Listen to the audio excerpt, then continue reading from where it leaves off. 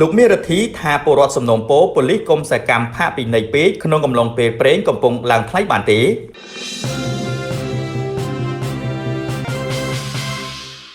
ស្របពេលតម្លៃប្រេងឥន្ធនៈបាននឹងកំពុងហក់ឡើងខ្ពស់លោកមេរទ្ធីដែលជាអគ្គនាយករងទូរទស្សន៍ហង្មាសបានលើកឡើងពីសំណុំពររបស់ប្រជាពលរដ្ឋថា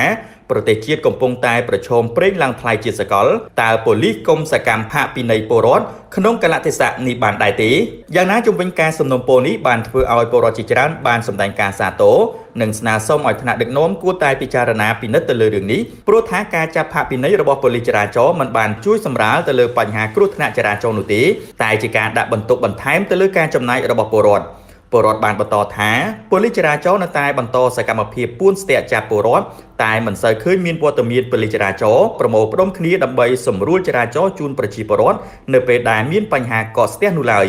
ការពួនស្ទាក់និងការបោះដៃឲ្យគ្នាក្នុងឯកសណ្ឋានស៊ីវិលក៏នៅតែបន្តកើតមានឡើងផ្ទុយពីអនុសាសន៍ណែនាំរបស់ថ្នាក់ដឹកនាំនគរបាលជាតិក៏ដូចជារដ្ឋមន្ត្រីក្រសួងមហាផ្ទៃ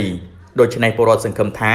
ថ្នាក់ដឹកនាំនឹងមានវិធានការជាថ្មីចំពោះករណីចាប់ផាកពិន័យក្នុងពេលដែលប្រេងឥន្ធនៈកំពុងឡើងថ្លៃនេះគួរបញ្ជាក់ផងដែរថាចាប់ពីថ្ងៃទី14ដល់ថ្ងៃទី16ខែមីនាឆ្នាំ